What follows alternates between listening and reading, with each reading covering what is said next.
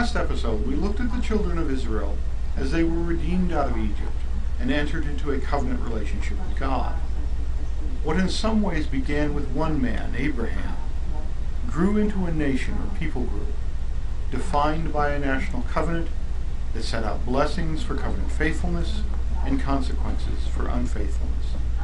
This covenant relationship means that one can think of them as the people of God, especially chosen by God for his own purposes. We pick up the story in the book of Joshua as the Israelites cross over the Jordan River to claim the lands promised to Abraham. This period is referred to as the Conquest, for the simple reason that Joshua, as the leader of the nation, led them in battle against those peoples who stood outside of the covenant and worshipped other gods. While the conquest was not fully completed during the lifetime of Joshua, the children of Israel defeated their enemies and became established in the land. During this period, Israel functioned as a kind of theocracy, as the stipulations of the covenant provided them with the laws that regulated the community. Yet an unfortunate cycle set in. The nation would fall into disobedience and idolatry, and, consistent with the sanctions of the covenant, they would also fall under the power and influence of other nations. In order to deal with this problem, God called prophets and judges to call the people back to covenant faithfulness. Judges like Samson, Gideon, and Deborah rose up to challenge those who oppressed Israel. Eventually, however, one foreigner, the Philistines, created such concern that the children of Israel sought a new kind of leader. They turned to one of the last of the judges, Samuel, and called for a king. Samuel, troubled by the people's insistence on a king, sought the Lord. And the Lord told Samuel, quote, "Listen to the voice of the people in all that they say to you, for they have not rejected you, but they have rejected me from being king over them." God told Samuel to warn the people about the dangers and demands that come with a monarchical government, but the people insisted. Thus God told Samuel, "Listen to their voice and set a king over them." God led Samuel to an individual who was certain to satisfy the people's desire for a king, the tall and handsome Saul. Yet something else seems to be going on here, for there was another king in the wings. This brings us to the next major figure in the story of the Bible, David. David was an unlikely candidate for king. He didn't look the part, he was too young, he was a musician and poet. Indeed, many of the Psalms are attributed to David. Nevertheless, he proved to be a great champion who relied not on his own might, but on God's promises to the faithful. As a result, he defeated the great Philistine champion Goliath, and over time replaced Saul as king. For as the Lord told Samuel, the Lord does not see as mortals see. They look on the outward appearance, but the Lord looks on the heart. In 1 Samuel 16, we are told that the Lord commanded Samuel to anoint David. The Hebrew word for anoint is important. The word Messiah is rooted in this term. David becomes important to the story of the Bible, not simply because he delivered the people from the Philistines and became the king after God's own heart, but in the way that God's promises were refocused on David and his lineage. God promised that David's royal dynasty, or royal house, would be established forever.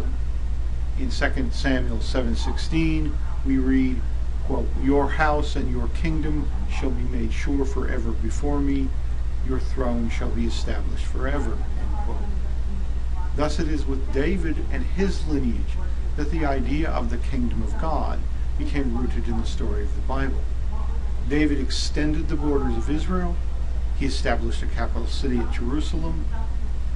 With King David, one might say that the identity of the people of God was rooted in the covenant and the kingdom. One simple definition of the kingdom of God is God's people in God's place, under God's rule. David's son Solomon built a temple to the Lord in Jerusalem, and the focus of worship shifted from the tents that characterized the children of Israel in the wilderness and throughout the conquest to Mount Zion in Jerusalem, where Solomon built a magnificent temple. In 1 Kings 8, 10, and 11, we are given a description of the consecration of the temple. We are told, quote, "When the priests came out of the holy place, a cloud filled the house of the Lord, so that the priests could not stand to minister because of the cloud. For the glory of the Lord filled the house of the Lord." End quote. In the wake of this, Solomon gave a speech where he reminded the people of the Exodus, the promises to David, and through his prayer to the Lord, their covenant relationship with the Lord. In that prayer, Solomon foreshadowed events to come. He prayed that when the people were driven from the land due to disobedience, that the Lord would, quote, "forgive the sin of your people Israel and bring them again to the land which you gave to their ancestors." End quote. Before looking at the period after Solomon, we should note that the period of David and Solomon is associated with Psalms, Proverbs, Ecclesiastes, and the Song of Songs. The Psalms record the songs and poetry of the people of God as they praise their God and struggle with living in this fallen world. The Proverbs give us practical wisdom on how to live a life of faithfulness. Ecclesiastes can be seen as Solomon's philosophical dialogue about life. The Song of Songs is about love in all its physical and spiritual glory. After the death of Solomon, the kingdom became divided, in part because Solomon himself failed to remain faithful to the covenant. It started as a kind of tax revolt and became a dynastic dispute. 10 tribes followed King Jeroboam and became the northern kingdom of Israel. 2 tribes, Judah and Benjamin, followed King Rehoboam and formed the southern kingdom of Judah. The books of 1st and 2nd King and 1st and 2nd Chronicles record the stories associated with the kings of both Israel and Judah. In both cases, these kings are evaluated based on their covenant faithfulness or, as was more common, their lack of faithfulness. Periodically, God would call prophets like Elijah, Elisha, Hosea, and others to call the people to turn from their idols and sinful ways. Some of the kings would work to call the people back to covenant faithfulness as well.